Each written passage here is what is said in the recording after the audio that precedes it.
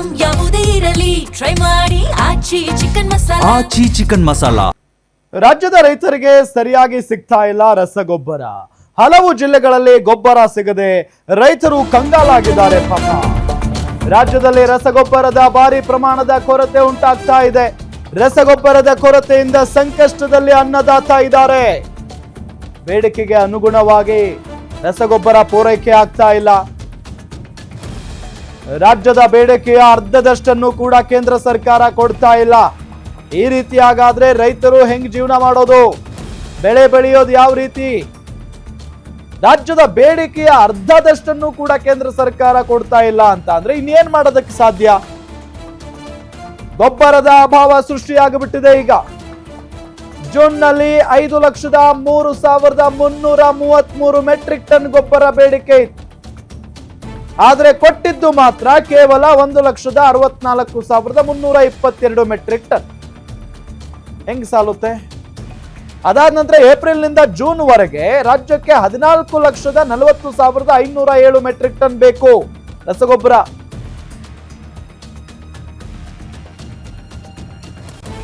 ಇದೇ ವಿಚಾರಕ್ಕೆ ಸಂಬಂಧಪಟ್ಟಂತೆ ಡೀಟೇಲ್ಸ್ ಕೊಡ್ತಾರೆ ನಮ್ಮ ಪೊಲಿಟಿಕಲ್ ರಿಪೋರ್ಟರ್ ದುರ್ಗೇಶ್ ನಾಯಕ್. ನೇರ ಸಂಪರ್ಕದಲ್ಲಿ ಜಾಯಿನ್ ಆಗಿದ್ದಾರೆ. ದುರ್ಗೇಶ್, ಬಹಳಷ್ಟು ಸಂಕಷ್ಟದಲ್ಲಿದೆ ರೈತ ಸಮುದಾಯ. ಈ ಒಂದು ಸಂದರ್ಭದಲ್ಲಿ ಈ ರಸಗೊಬ್ಬರದ ಕೊರತೆಯೂ ಕೂಡ ಉಂಟಾಗ್ತಾ ಇದೆ. ಇದರ ಜೊತೆಗೆ ರಾಜ್ಯಕ್ಕೆ ಬೇಕಾದಂತ ಅರ್ಧದಷ್ಟು ಕೂಡ ರಸಗೊಬ್ಬರವನ್ನ ಕೇಂದ್ರ ಸರ್ಕಾರ ಕೊಡ್ತಾ ಇಲ್ವಂತೆ. ಯಾಕೆ? ಏನ್ ಕಾರಣ?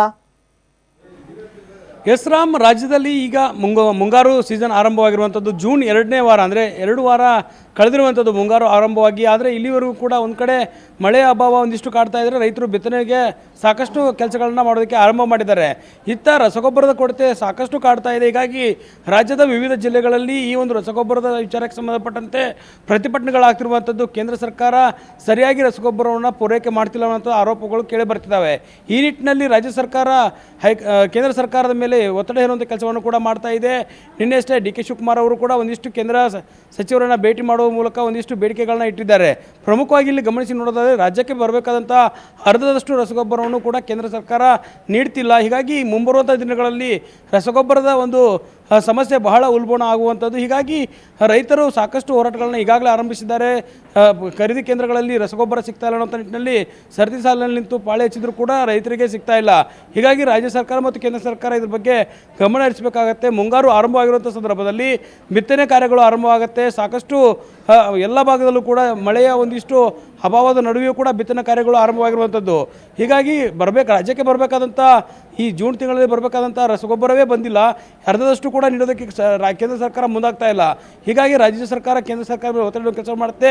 ರೈತರು ಕೂಡ ಕೇಂದ್ರ ಸರ್ಕಾರದ ವಿರುದ್ಧ ಆಕ್ರೋಶವನ್ನು ಹೊರಹಾಕ್ತಿದ್ದಾರೆ. ಹೀಗಾಗಿ ರಾಜ್ಯಕ್ಕೆ ಕೂಡಲೇ ಬರಬೇಕಾದಂಥ ರಸಗೊಬ್ಬರವನ್ನು ನೀಡುವಂಥ ಕೆಲಸವನ್ನು ಮಾಡಬೇಕು. ಮತ್ತು ಇವತ್ತು CM ಅವರು ಜಿಲ್ಲಾಧಿಕಾರಿಗಳು ಮತ್ತು CEO ಸಭೆಗಳಲ್ಲೂ ಕೂಡ ಈ ವಿಚಾರದ ಬಗ್ಗೆ ಚರ್ಚೆ ನಡೆಸಿದ್ದಾರೆ. ಮಹತ್ವವಾಗಿ ಅಧಿಕಾರಿಗಳಿಗೆ ಒಂದಿಷ್ಟು ಸೂಚನೆ ಸಲಹೆಗಳನ್ನ ಕೊಟ್ಟಿರುವಂಥದ್ದು. ಯಾಕಂದರೆ ರಸಗೊಬ್ಬರ ಯಾವ ರೀತಿ ದಾಸ್ತಾನಾಗಿದೆ, ಅದನ್ನು ಯಾವ ರೀತಿ ವಿತರಣೆ ಮಾಡ್ತಿದ್ದೀರಿ, ಸರಬರಾಜು ಯಾವ ರೀತಿಯಲ್ಲಿ ಆಗಬೇಕು, ಎಷ್ಟೆಷ್ಟು ಪ್ರಮಾಣದಲ್ಲಿ ರಸಗೊಬ್ಬರ ಈಗ ದಾಸ್ತಾನಾಗಿದೆ ಅನ್ನೋಂಥ ಮಾಹಿತಿಯನ್ನು ಕೂಡ ಪಡೆದಿದ್ದಾರೆ. ಹೀಗಾಗಿ ಮುಂದಿನ ದಿನಗಳಲ್ಲಿ ಯಾವುದೇ ರೀತಿಯಂಥ ಕೊರತೆ ಆಗಬಾರದು ಅನ್ನೋ ನಿಟ್ಟಿನಲ್ಲಿ ಅಧಿಕಾರಿಗಳಿಗೆ ಖಡಕ್ ಸೂಚನೆಯನ್ನು ಕೂಡ ಡಿ ಕೆ ಶಿವಕುಮಾರ್ ಕೊಟ್ಟಿದ್ದಾರೆ.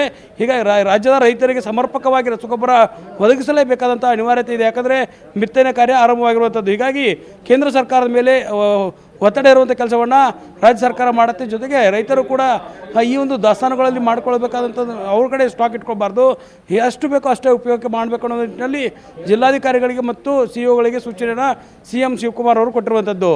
ರಾಮ್, ಥ್ಯಾಂಕ್ ಯು ತಮ್ಮೆಲ್ಲ ಮಾಹಿತಿಗಾಗಿ.